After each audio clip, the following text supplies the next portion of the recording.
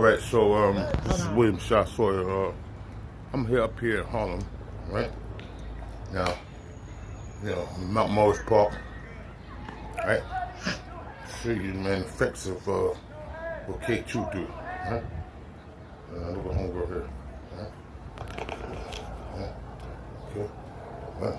So, this is what K2 for you, right? Okay, so now, I was earlier, I didn't want to film that part, right? Yeah, like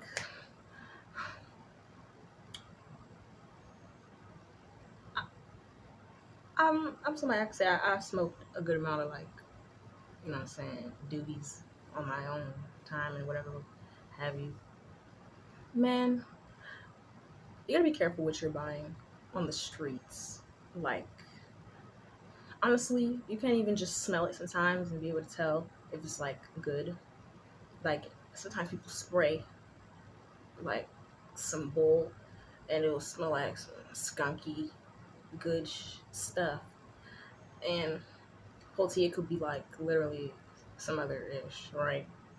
So it's like, if you're gonna smoke, like, really be careful or trust the people you're buying from, or just like who you're smoking with, even if you're not just buying off of people on the streets.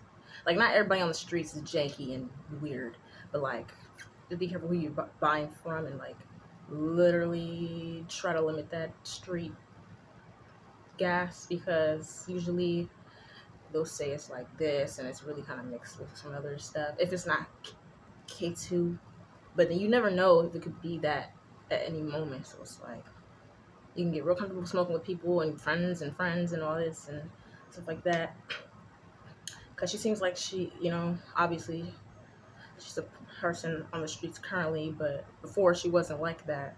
Obviously she's somebody's daughter or sister or maybe mother, I don't know, like friend or whatever.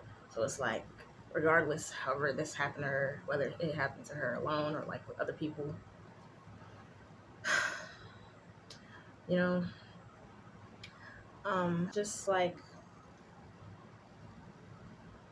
it can happen to anybody. Like, you could get real comfortable with people and like smoking with others, and like, sometimes people don't have your best interest at heart, even if they're your best buds, or like you're getting to know them, your friends, and or whatever else they could be to you. So it's like, just, if you're smoking with people that you kind of really don't know like that, try not to just smoke anything, or just let them believe that you will just smoke anything for real. um or don't get into the habit of like really smoking things that you don't know what it is. Like, even if you're buying from, let's say, somebody, and you ask them, what's the strain name, and they can't even tell you that. It's just saying, oh, it's just gas, or it's just it. That's a red flag a little bit. And sometimes, obviously, when you used to smoking and whatever else, you get used to just, it's just gas. Like, if you can trust the source, right? Like, the person's just like giving that, but like, literally, you should try to take precautions as much as possible. Like, when you're smoking stuff that is not like from a dispensary.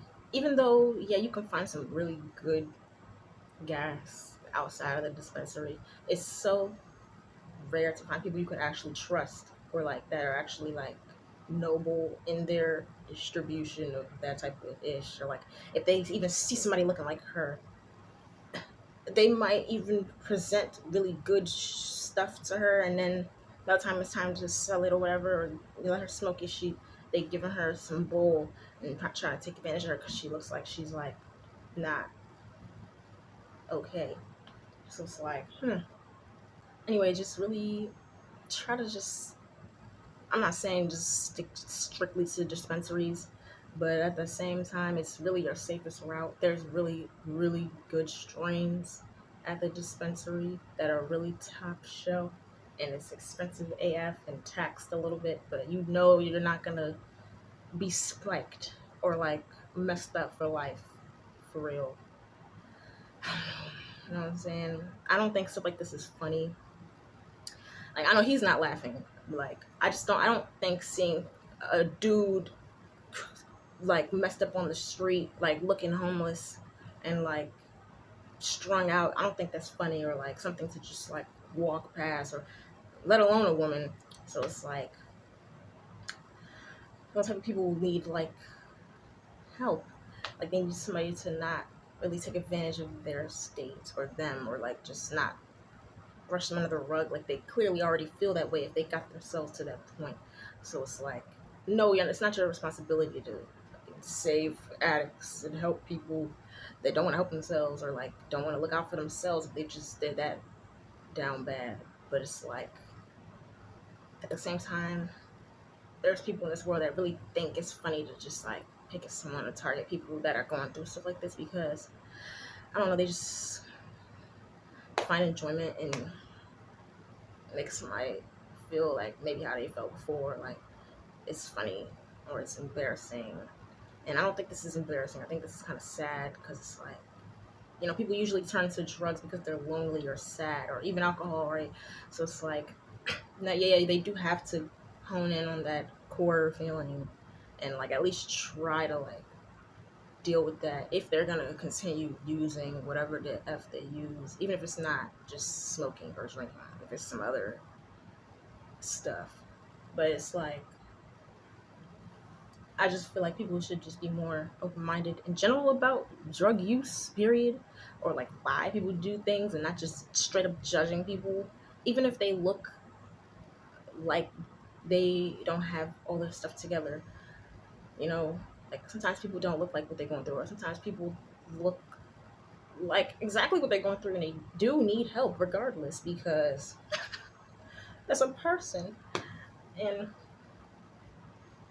yeah, you should just really try to like stay out of the streets as much as possible. Like, it's not easy to just have resources out the wazoo, and sometimes people have like their experiences and negative experiences from like the streets, or like maybe people that maybe possibly brought them there. So it's like, now people aren't just gonna be perfect and change their life overnight and just like um jump from resource to resource, and newness is not, you know, always realistic for people that have been going through stuff like this for a long time. Like, it's kind of just like wean people out of their despair a little bit without like enabling them for real. And also like not bully people. Like, even if they are exhibiting like crackhead behavior or like fiend behavior, it's like there's definitely always a reason why people do that. There's definitely not an excuse, but there's a reason. Like, there's a reason why people laugh at people like that, because I don't know, they feel like they're better than someone, or like that can't be them one day. And that's what people need to be humbled and like understand that like life can change for people in the snap of a finger. And like, you know, instead of making fun of somebody or laughing at somebody's shortcomings or like downfall in a sense, you should try to like pray for them, and be grateful that you're not in that position, and not just like go, oh, that's too damn bad, and just like act like you're just above people going through what they're going through, you know. Somebody can see this video, or youth or whatever. This just it helps you bugs people out. Right? People like this person that's recording it to spread awareness, and not like, you know, really laughing at them or making fun of them.